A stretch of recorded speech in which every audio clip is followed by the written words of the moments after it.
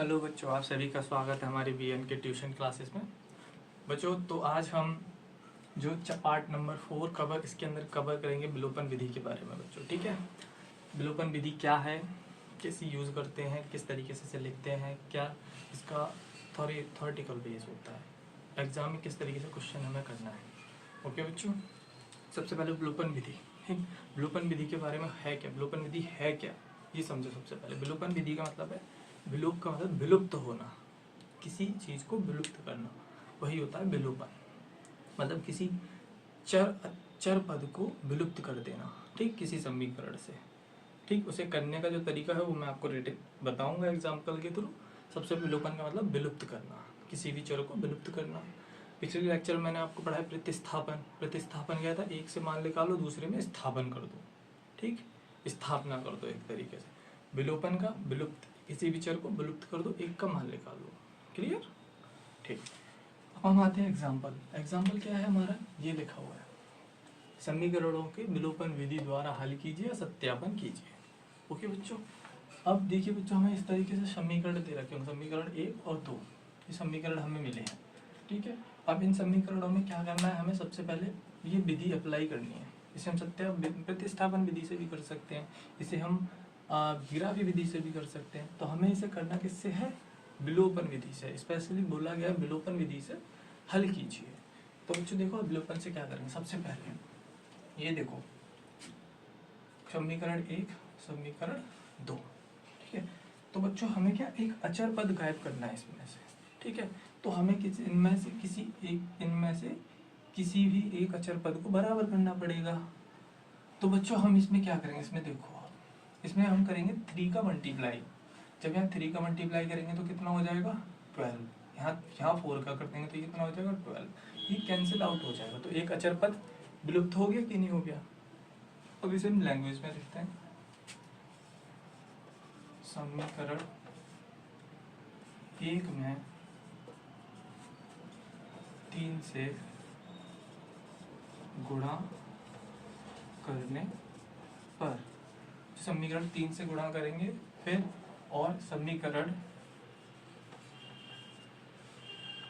2 में 4 से गुणा करने पर। क्लियर बच्चों? तो जब समीकरण 1 में गुणा करो, सबसे पहले क्या लिखा है यहाँ पे, और। ठीक, जब आप इसमें 3 से गुणा करो, पहले 3 से गुणा करो, कितना आएगा, 27x बच्चों, फिर माइनस 12y। ठीक है बच्चों, फिर आपका जब 3 का इसमें करोगे तो कितना हो जाएगा, 6, 2000 का 6000 हो जाएगा। ठीक है बच्चों, फिर अगला क्या हमारे पास ये है। अब इसमें कितने का करना है, 4 का मल्टीप्लाई। इसमें कितने का करना है, 3 का मल्टीप्लाई कर दो, इसके अंदर 4 का मल्टीप्लाई कर दो। जब मल्टीप्लाई करते हैं तो हम पूरे में कम्प्लीटली मल्टीप्लाई करते हैं। ओके बच्चों, क्लियर? फिर सेकंड दूसरा समीकरण क्या था आपका, 4 से 28x। ठीक, फिर 12y बराबर 2 का कितना हो जाएगा, अगर आप 4 से करोगे तो 4 दूनी 8, 8000। ठीक है बच्चों, ये समीकरण 3 बन के आ गया आपके पास। ये समीकरण 4 बन के आ गया आपके पास। क्लियर बच्चों? अब समीकरण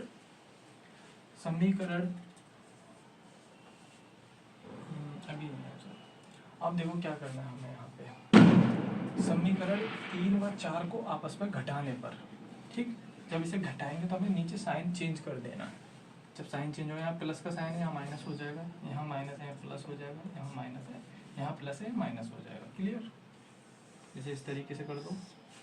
ठीक, इसका क्या करेंगे, अब देखो इसमें से इसे माइनस करो, कितना बचेगा यहाँ पर, ये देखो, ये प्लस ये माइनस। ठीक, ये कट जाएगा। यही है सबसे इम्पोर्टेंट पॉइंट आपका विलोपन विधि के अंदर जो है। क्लियर? विलोपन विधि के अंदर यही पॉइंट है जो सबसे इम्पोर्टेंट है। आपको यही चीज सीखनी है, कौन सा पद काटना है, हमें विलुप्त करना है। हमने यहाँ पे बाई को विलुप्त किया है। क्लियर? ठीक, अब क्या करना है हमें नेक्स्ट, अब इसे सॉल्व करो। माइनस प्लस माइनस, माइनस का कितना आ जाएगा, 2000। क्लियर? इधर कितना बचेगा माइनस का x बराबर, ठीक है, तो 0 बचा है, दैट इज क्लियर। उसके बाद ये माइनस से ये माइनस कैंसिल आउट हो गया, तो x बराबर क्या निकल गया आपके पास 2000। ओके बच्चों, देखो बच्चों अगर हम चाहते तो ये ऊपर रख लेते, ये नीचे रख लेते, लेकिन हमें सीक्वेंस में चलना है। हमें जो क्वेश्चन कहेगा वही थ्योरी लिखनी है, हमें एक स्टेप मिस नहीं करना है। इसके अंदर माइनस बच रहा है तो उस माइनस को कहीं ना कहीं काटेगा, ठीक है। x की वैल्यू हमारे पास निकल आई समीकरण 3 और 4 को घटाने पर x का मान प्राप्त हुआ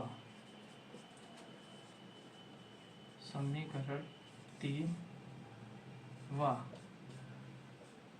4 को घटाने पर, ठीक है। तो x का मान क्या प्राप्त हुआ हमें 2000, ठीक।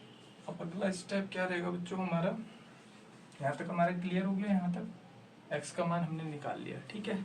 सिर्फ विलुप्त करके ही एक पद को विलुप्त किया, x का मान हमारा आ गया।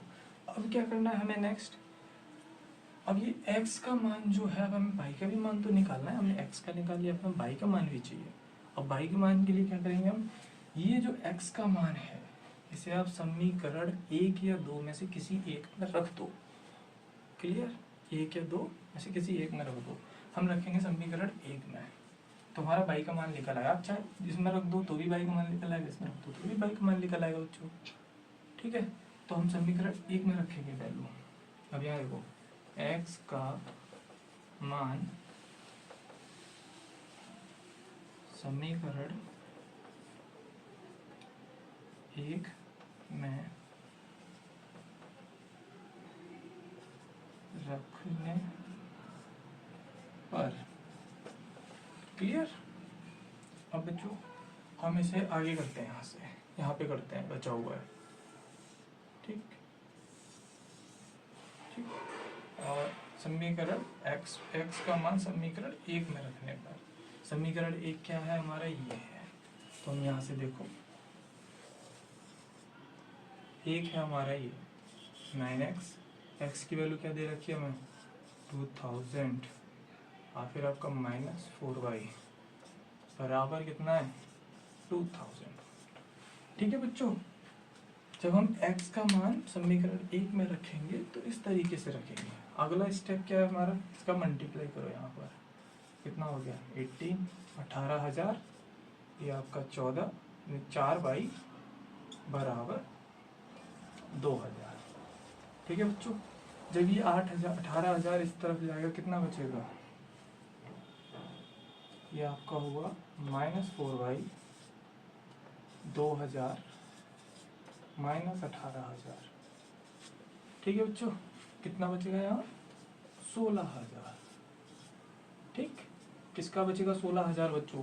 यहाँ में ये चीज़ बहुत ध्यान रखनी है, प्लस माइनस का विशेष ध्यान रखना है। यहाँ पे भी माइनस है ना, तो यहाँ पे देखो ये 18,000 बड़ा है, तो हम क्या करेंगे यहाँ माइनस लगाएंगे, इसके आगे क्या लगाएंगे माइनस लगाएंगे, ठीक। वैसे ही सेम 4y।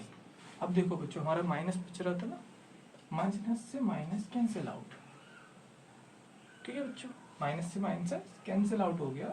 यहाँ y बचा आपका, ये बचा आपका 16, ठीक है बच्चों। जब ये 4 है आपका जो इसके नीचे जाएगा, मल्टीप्लाई से डिवाइड में हो जाएगा, कैंसिल आउट, कितना बचेगा यहाँ y की वैल्यू आई आपकी 4000, नहीं आई, y की वैल्यू 4000 आई आपकी, ठीक है।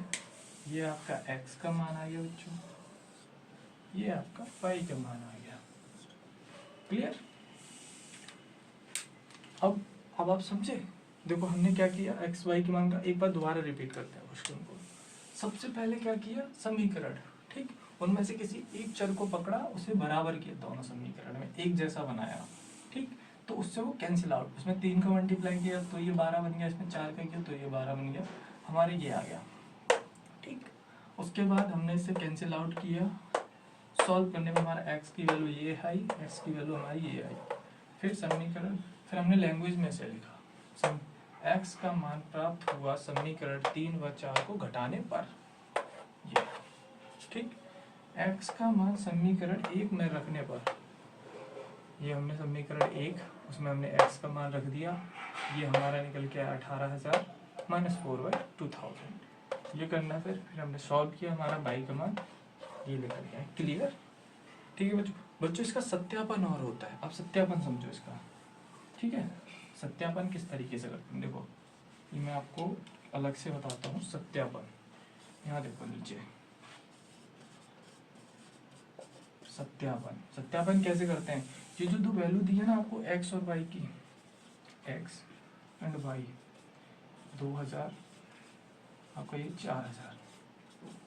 सत्यापन में क्या करते हैं, समीकरण कोई भी एक समीकरण रहो, समीकरण 1 में 1 उठाया, मैं मान रखने पर, ठीक, समीकरण 1 में मान रखने पर, एक में क्या है 9x 4y, तो 9x की वैल्यू 2000 माइनस 4y की वैल्यू 4000 बराबर में 2000। ठीक है बच्चों, ये आपका हो गया LHS, ये हो गया RHS। क्लियर? मतलब right hand side left hand side बच्चों। क्लियर?